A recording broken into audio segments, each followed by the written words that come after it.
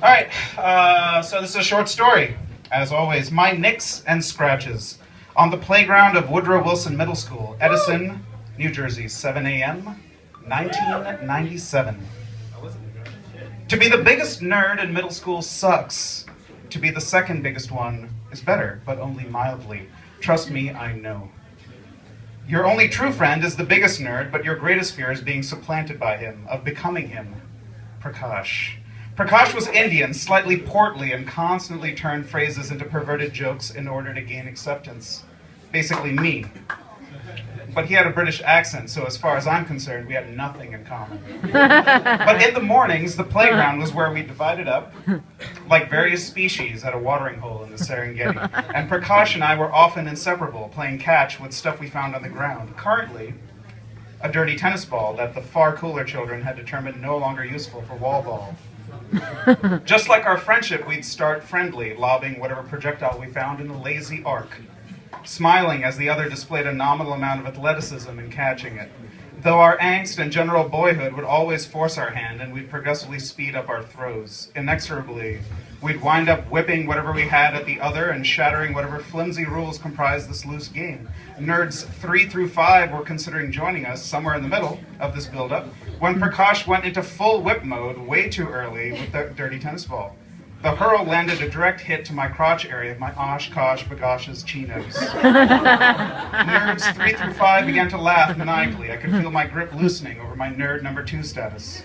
The ignominy of running down the tennis ball and continuing the game was too great. I tried to find something that would hurt. Even in my anger, I knew a rock was excessive and would carry with it serious punishment. A pine cone wouldn't fly nearly as fast as needed, and when hitting Prakash's forgiving body, it would bounce off impotently. I kept hunting until I found it. There it was, pure, its aerodynamics carved over eons of evolution, simple. Before I explain, a quick aside from a WordPress blog about trees titled, "The Most Dangerous Trees in the Suburbs." There was a time not too long ago when the sweet gum tree was a popular choice for suburban yards. Sorry, this is real. This is a real blog. It grows relatively fast, has a pleasing symmetrical shape and fabulous fall color. In 2012, the Arbor Day Foundation gave out thousands of young sweet gum saplings to the children of Springfield, Illinois, who eagerly planted them along the sidewalks in front of their homes.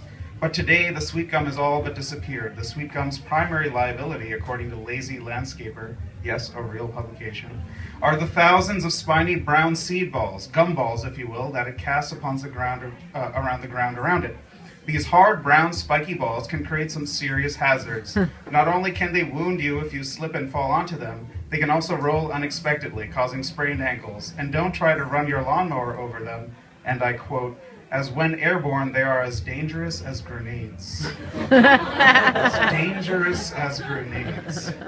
There at my feet on the playground was a spiky gumball for my taking. I lifted it up and clutched it in my hand, evaluating its weight and dimensions. I looked up at Prakash and the other 3 nerds. Like a quarterback, pitcher, or Ryu from Street Fighter, I built up a furious amount of potential energy, and then unleashed. The spiky ball raced out faster than anything I'd ever seen, so fast that within milliseconds, I lost the ability to trace its whereabouts. A few seconds passed by, and I saw all 4 nerds looking shocked. Then I heard 3 clear words cut through the din of the playground. What the fuck? A tiny pathway opened up, and it became clear the words came from Nick. In my anger, I had hit Nick, the hick. He was massaging his mullet and staring directly at me. He began walking firmly as I processed what had just happened. "Okay, Addie, you just hit Nick the Hick. He's bigger, stronger, and faster than you. He has also been in at least 5 fights this week. You, however, have been in 0 fights of all time. You need to defuse this situation. Offer your lunch money. Wait, you don't have lunch money, just some leftover Gujarati food. That will only make him madder. Grovel like a fool. I can't believe that happened, man. Dude, I had no idea." He was getting far too close now, with no sign of stopping. The crowd around us looks delirious.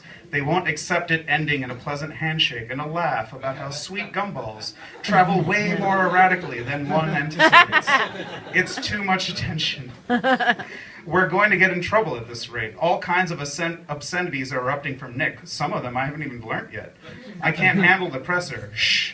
Just shut up. Just shut up, I plead with him. I don't want to get in trouble, but it's too late now. This is happening. We lock horns. The fight begins. I hold one of his arms.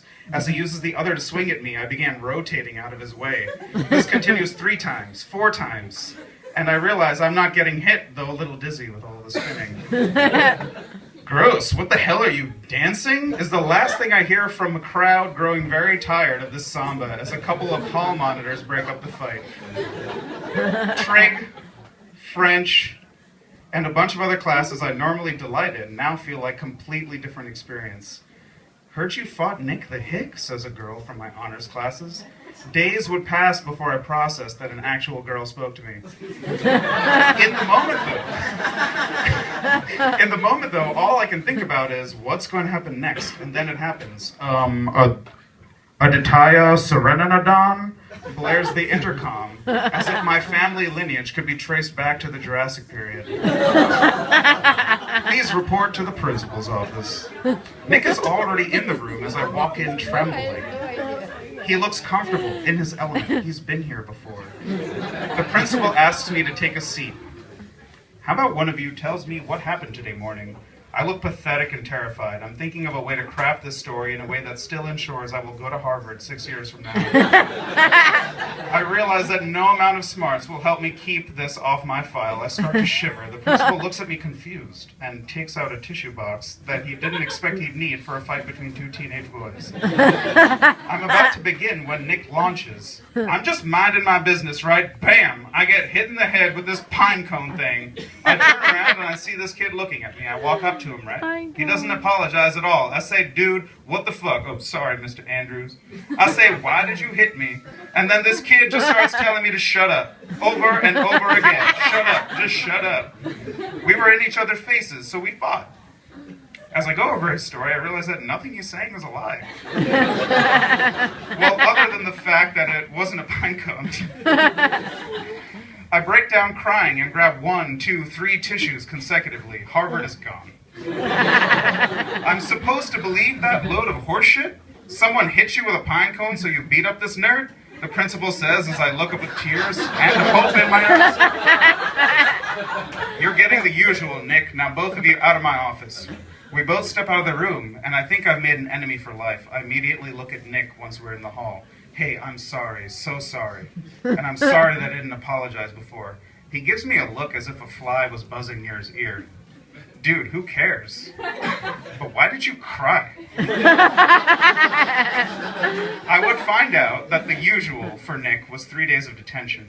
He was expelled before the end of the year. He didn't seem to care about the injustice of it all. Meanwhile, I nicked Nick, but got away unscathed. It was a strange feeling back then, realizing that being a nerd has its privileges. It's a strange feeling now. I see it everywhere. Staying quiet here, a little lie there, a bit of obscure data analysis explaining why this department needs layoffs, hiding behind an algorithm to justify why those families no longer have a 401k.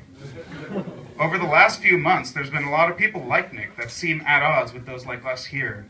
Lots of hurtful words being hurled back and forth, and the gap between us seems to be getting larger every day. That sweet gumball was a seed, but I used it as a weapon. That set into motion everything else. And if there's one thing I've learned from the playground that day, it's that I can be the most dangerous tree in the suburb, but I'd rather tell stories and make things grow.